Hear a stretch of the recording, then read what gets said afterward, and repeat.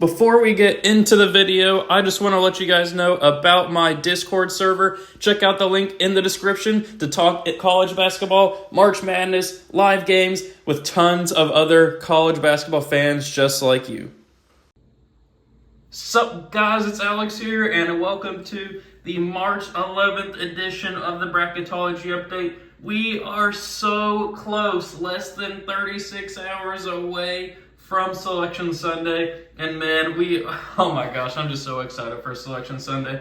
Last night was a huge day of college basketball. A lot of teams making cases for bids to the tournament. A lot of teams kind of falling down the seed list based off of their performances.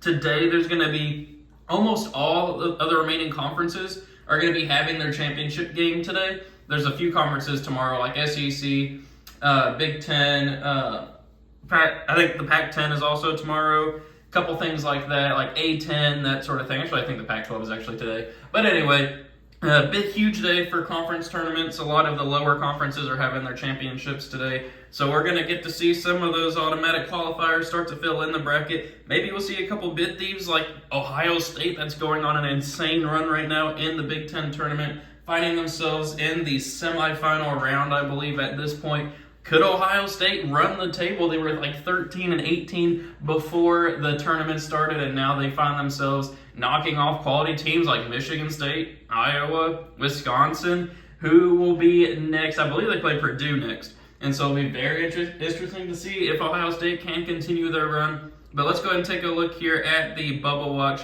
Up first, we have Penn State, last four byes. They're pretty much locked into the tournament with that win over Northwestern last night. Providence, I think that they should be safe too. I think they did enough during the regular season. Utah State just beat Boise State last night in that conference tournament, so I believe that Utah State's probably going to be safe as well. And then we have Rutgers, actually moved up from the last four in to the last four byes just based off of their performance against Purdue yesterday. Almost knocked off Purdue, but ended up losing by 5. Last four in are Mississippi State, who got crushed by Alabama, but Rutgers was the one that replaced them in the last four byes. Then we have NC State, who got absolutely crushed by Clemson a couple of days ago. Clemson ended up losing last night. But then we have Pittsburgh, who got crushed by Duke a few days ago. And then Arizona State, who got crushed by Arizona last night. So a lot of teams here in this last four in list who didn't exactly leave the best lasting impression. First four out are Oklahoma State. It will be very interesting to see what happens there. I mean, they got blown out by Texas. Nevada, who ended their season with 3 straight losses. Then we have Clemson, who ended up losing last night to, I believe, Duke by a lot as well. But then we have Vanderbilt here, a team that was not even close to the bubble a couple of weeks, or about a month ago. They had that 57-point loss to Alabama, but Vanderbilt's been getting victories left and right over the last few weeks of the season. Last night they went and beat Kentucky in the SEC tournament. Still out of the tournament picture at this point, but as you see, only 4 teams out. They can make a run. They play Texas A&M tonight. If they beat Texas A&M, I'd still say they're probably out, but they'd be right there on the cut line. And then if they win the SEC tournament, then they're in. They'd be a bid thief right there. But even then, would it be a true bid thief if they're playing the way that they are right now? And then the next 4 out are Wisconsin, Oregon, North Carolina, and Michigan. All those teams have lost in their conference tournaments. None of those 4 are going to make the tournament. So now let's go take a look here at the movement in the bracket since yesterday's video. We have Auburn up to a 9 seed. Then we have Louisiana up to a 13. Southern Utah new to the field there as a 14. Then we have Miami down to the 6 after losing to Duke last night. Rutgers up to an 11, more so because the other teams just got absolutely hammered behind them. Then we have Kentucky down to the 7, as I mentioned. Lost to Vanderbilt last night in a game that Kentucky should have won. We'll see what happens. And then USC down to a 10. They had lost to Arizona State a couple of days ago. Just more so a kind of a seeding movement there. And then if we take a look at the West Regional, there's both Mississippi State and NC State falling back down to the play-in game there. Missouri, it says new to the field there as with that little plus sign, but I think they just, Joe Lunardi messed up there. They are now up to a 7. They beat Tennessee in the SEC tournament yesterday. Penn State, obviously, we talked about, up to a 10. UCLA falling down to the 2 line. Purdue replaced them on the 1 line. Don't know why that happened, but I guess it was just kind of a resume check. And then over there, if you look at the East Regional, we have Texas A&M now up to a 5 seed. I believe they were a 7 in yesterday's bracketology, maybe a 6. Texas A&M stacking quality wins. Beat Arkansas last night. I believe they play Vanderbilt tonight. Be very interesting. Maybe they end up winning the SEC tournament. You never know. And then we have Utah State. Talked about them a little bit. Beat Boise State last night. They find themselves now up to the 11 line. So now, as you guys know, every time that I do one of these bracketology videos, and I'll be doing this for the NCAA tournament as well, I go to the vertex42.com, download their Excel template, fill it out based off of the teams of Joe Lunardi's bracketology, and then I just make my predictions for what I think is going to happen in the NCAA tournament based off of the current bracketology. Always a fun exercise to kind of see what will end up happening. But if you're watching at this point in the video, not just skipping to the end to see who I would end up picking to win the whole tournament, and you're helping my viewer watch time and retention time and all that stuff, I appreciate you. I appreciate you. And if you're watching at this point, comment. Let's go with lasagna down. I believe I've picked lasagna before, but I'm just feeling lasagna right now. Comment that in the comment section below, so that way I know you're watching at this point in the video, not just skipping to the end to see who ends up winning the whole thing. But anyway, 6 minutes in the video, let's go ahead and start making our predictions. So up first, we're going to have Kansas beat Grambling. Then we're going to go with Auburn 9/8 over Iowa. Then I like Charleston this year, but not against Duke. Duke is just playing way too hot right now. Then we're going to go with Xavier beating Louisiana. Then I'm going to pick the upset here. I'm going to pick Pittsburgh and Arizona State to beat San Diego State, but that's more of just upsets happen in the March Madness, more so than a belief in either Pittsburgh or Arizona State at this point. Then we're going to go with Tennessee beating Southern Utah. Then we're going to go with Boise State beating Northwestern and Arizona over Colgate. I'm a little bit nervous about Northwestern. I feel like maybe they could be frauds. You never know. We'll see what happens with that. But now going to the top right regional here, we're going to go with Alabama beating the winner of that playing game. Another upset here with 9 seed West Virginia beating Maryland. Iowa State, I do think, will handle business against VCU. Then we're going to go with Virginia beating Iona, Miami beating Rutgers, Marquette over Furman, then Kentucky over USC, and then Texas over Kennesaw State. So really no huge upsets there. I do have West Virginia moving on, but I just don't see any upsets happening there, which, makes it prime for an actual upset pick. But then if we go down here to the bottom right regional, we're going to go with Houston over Northern Kentucky. Then we are going to go with Arkansas pulling off the victory over Illinois. Then we're going to go with a 12/5 upset pick here with Drake beating TCU in a classic 12/5. I just believe a lot in Drake to pull an upset. Not anything against TCU. I just believe a lot in Drake. Then we're going to go with Indiana beating Yale. Then we're going to go with Creighton beating the winner of Mississippi State and NC State, which I think would probably at this point be Mississippi State. And then we're going to go with Gonzaga here, moving on past the UC Santa Barbara. Penn State pulling off the 10/7 upset over Missouri, and then UCLA beating UNC Asheville.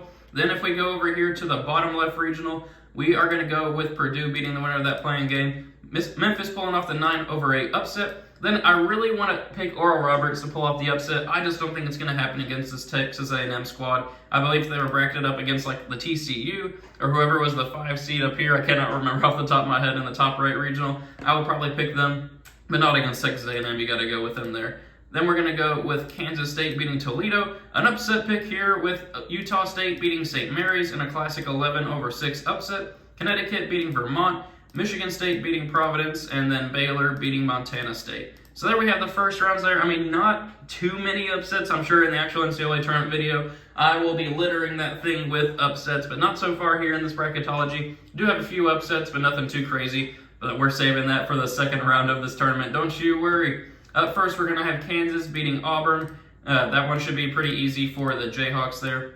Then we're going to go with the 5/4 upset, Duke over Xavier. Then we're going to go with the classic 11/3 with the winner of Pittsburgh and Arizona State beating Tennessee. I just don't believe in Tennessee. I believe they've lost like 4 of their last 7 games. That team, ever since they lost Ziegler, is just kind of in shambles. Then we're going to go with Arizona beating Boise State. Then if we look at the top right regional, we are going to do it again. We're going to go with 9 seed West Virginia pulling off the upset over Alabama. I'm going to get some flack for that pick, but I'm just scared of Alabama. They're playing well in the SEC tournament. I'm just scared of an early exit. They've had some off nights, have that cloud over their heads with the Brandon Miller situation, but I'm going to go with West Virginia. I just like the brand of basketball that Bob Huggins has his squad playing at this point in the season. Then we're going to go with Iowa State pulling off the 5/4 upset over Virginia. If I can click Iowa State, there we go. Marquette, I think, will handle business against Miami. And then as much as I want to pick Kentucky to win this game, I just don't think they can right now against Texas.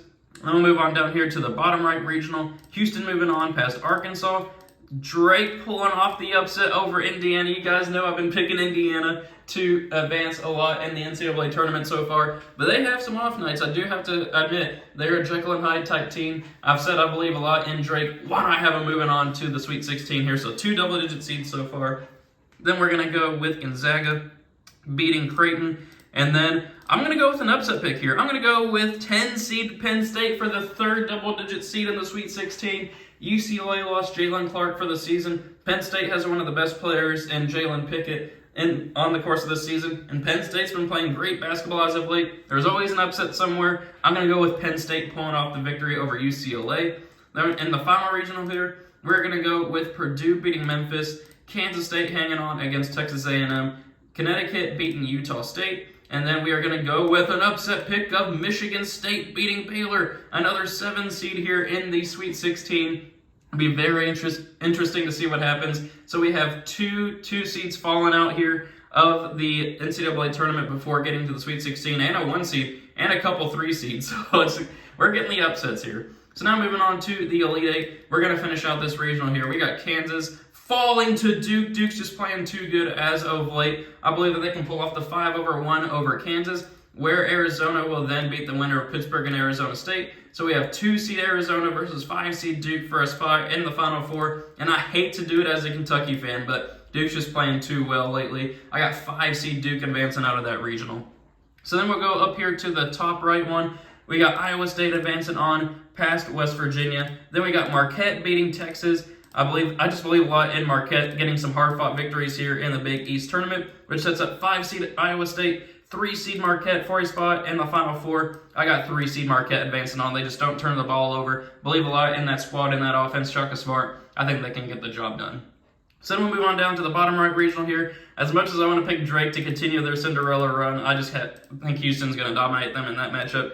Gonzaga, Penn State, as much as I want to pick Penn State to move on, I just can't do it. I'm going to go with the better team in Gonzaga, which sets up Houston versus Gonzaga. Should be a fantastic matchup here in the Elite Eight, but I do have Houston, the Cougars, moving on to the Final Four. Then we'll go to our final regional. I am going to go with Purdue hanging on and beating Kansas State there. Then we have Connecticut beating Michigan State. And then for a spot in the Final Four, I'm going to do it. I'm going to pick UConn to move on there. I believe a lot in UConn now. I wasn't so much in January. But the way that they start the season, the way that they're finishing right now, even though they did just lose to Marquette, it was a hard-fought victory. I think UConn can make a run here in the NCAA tournament. They have history in the NCAA tournament. As does Duke here. So in the Final Four, we have 1 number 1 seed, 2 number 3 seeds, and a 5 seed. So I feel like that's not chalk compared to what a lot of people would have. I believe having only 1 number 1 seed in the Final Four, pretty proud of that.